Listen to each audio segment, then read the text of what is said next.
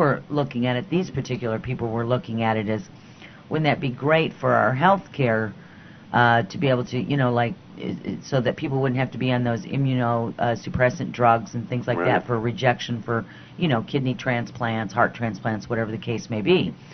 But they couldn't obviously identify the material it was made out of. They could not use any surgical equipment on it. It wouldn't cut. And so that, you know, that was part of it. And then they went on, and I missed a whole bunch of it. And when I came back, somebody else was talking. This was during the same CNN newscast.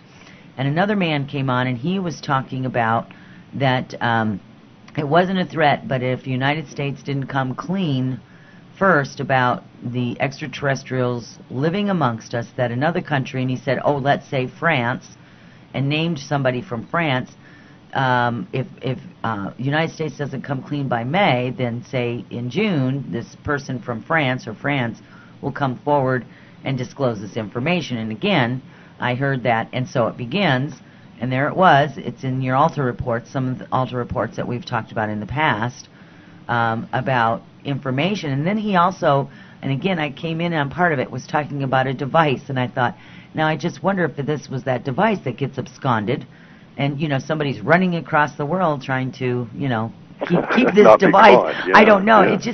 Well, it's curious that it would fit, you know. I mean, our stuff on that has been going for, geez, I don't know, over a year. And the longer we have that in the data set ahead of any appearance of it, the more impact that it has.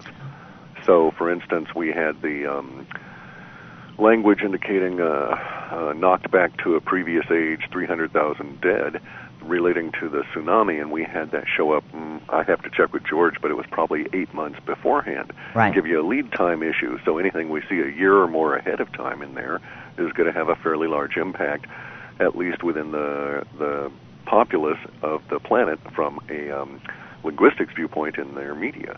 So very curious, yeah. It is curious. And now, of course, we also have had, as we've discussed before, the indication that the whole UFO/contact meme is just going to start rocketing off over the course of summer and into fall.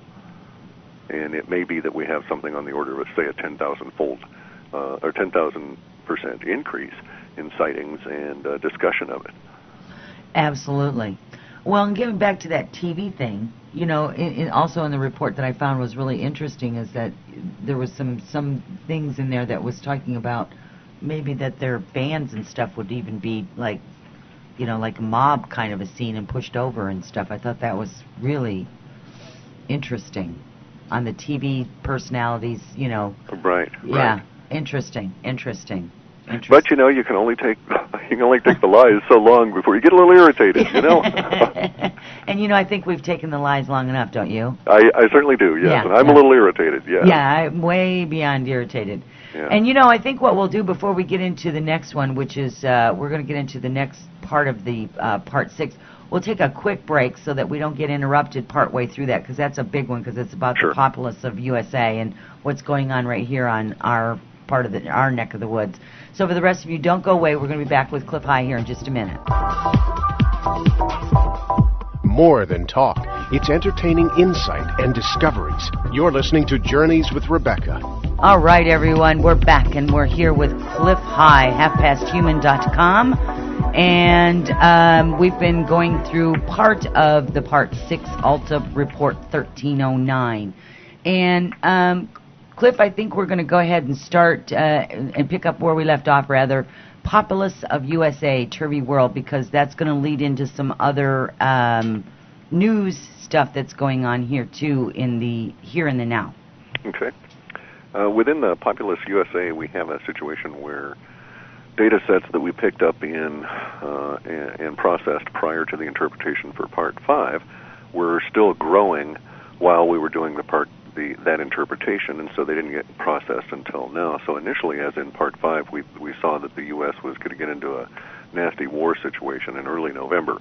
And by that, I want to be very specific here. We think that whatever is the casus belli, the cause of the war, begins on October 26th, but it takes a few days to incubate, if you will, and nothing really starts happening until about the 5th or 6th of November. Nothing very visible. And we had initially thought in Part 5 that would extend that is to say the active grumping around stage of the war, would extend until maybe end of February. Problem was, when we were doing the processing for that, we had yet to process the sets that have now come on in. And so the interpretation for Part 6 shows that impact, not necessarily the continuation of active fighting, but certainly the impact of active suffering, if you will, continues well into 2010, perhaps all the way to the end of October of 2010. And that, so we had an alteration there between Part 5 and Part 6, because initially it looked like, very brief, still nasty and ugly sort of a war, but now it's, it isn't all that brief. The impact runs basically nearly a year. So we have that at the same time that we have the dollar collapse ongoing, and that's really going to get nasty and ugly. Again, it seems tied to some events that occur on October 26th or very shortly thereafter. And I need to state that we can be as much as 18 days off just because that's the lag time in our processing. So if we got data in, it might take 18 days before we can get around to processing it and thus get it through the interpretation. And because of our timing, it would get posted 18 days after it had originally been input. So we have that inherent 18-day fudge factor that we try and take into account. So, but our numbers are still pretty solid, I think, leading to October 26th and thereafter November 5th for all kinds of stuff to start breaking. And the problem is that we're having two cycles that are negative feedback loops that are feeding in on each other. These are the collapse of the dollar as the global reserve, and basically everybody who's stuck with all this useless green paper and or their even more abstract derivatives and so on, large sheets of paper supposedly covering huge masses of money, are going to get really upset. And we're going to have basically a resource battle at the same time that certain geopolitical